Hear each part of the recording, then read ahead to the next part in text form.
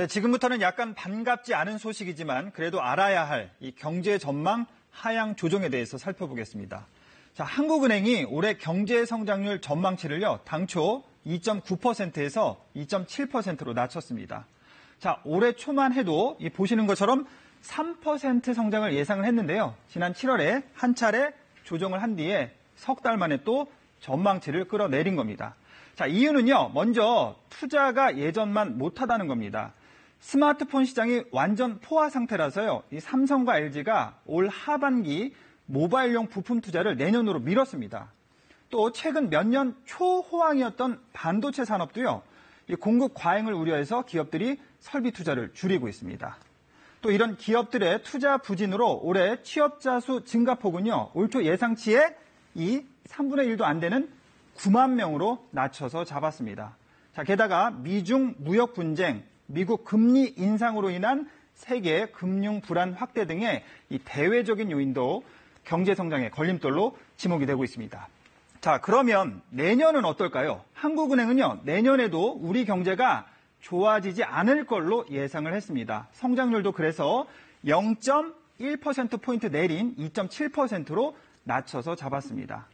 자, 이유는 미중 무역 분쟁 여파가 큽니다. 내년 초부터 미중 무역 분쟁이 이 기업 실적에 영향을 미치기 시작하는데요. 이 주요국 성장세까지 주춤해질 것으로 보여서 우리 경제를 이끌던 수출도 증가세가 올해보다 약해질 거라는 이 분석이 나오고 있습니다. 자, 집값을 잡기 위해 금리를 올려야 한다. 이런 이야기가 정부 쪽에서 나오면서 이번에 금리 인상 여부도 관심이었는데요.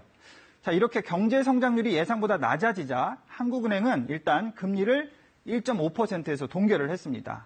자, 사실 이번에 금융시장에서는요, 기준금리 결정에 대한 전망이 가장 팽팽하게 엇갈렸는데요. 자, 금리를 동결하면 한미 정책 금리 역전폭이 더 커질 수 있다. 이런 우려가 있었고요. 금리 인상을 찬성하는 쪽에서는 가계부채 증가세를 보면 금융 안정을 위해서 대응을 할 필요가 있다. 이렇게 주장을 했습니다. 자, 하지만 투자나 고용 이런 경기 지표가요, 다 나빠져서 이번에 금리를 올리기에는 부담스러울 것이라는 전망이 조금 더 우세했습니다. 자, 그렇지만 한국은행은요, 조만간 금리를 올리겠다는 입장을 밝혔는데요. 자, 이유는요, 우선 가계부채 증가율이 8% 안팎으로 5% 정도인 소득 증가율보다 높게 나타나고 있고요. 그 여파로 집값 등 자산 가격이 급격하게 오르는 이른바 금융 불균형 문제가 심해지고 있기 때문입니다. 또 미국과 금리 격차가 너무 벌어지면요, 외국인 투자 자금이 빠져나갈 게 걱정이 되기도 하고요. 따라서 다음 달에는 금리를 올릴 것으로 예상이 되고 있습니다. 자, 현재 경기 부진과 관련해 경제사령탑인 김동연 경제부총리가요, 어제 기획재정부 국정감사에서 경제정책 수정 필요성을 다시 언급을 했습니다. 자, 발언 내용을 보면요, 최저임금 인상 속도가 너무 빨랐다. 그리고 최저임금 인상 효과가 90%라는 것에도 동의를 하지 않는다.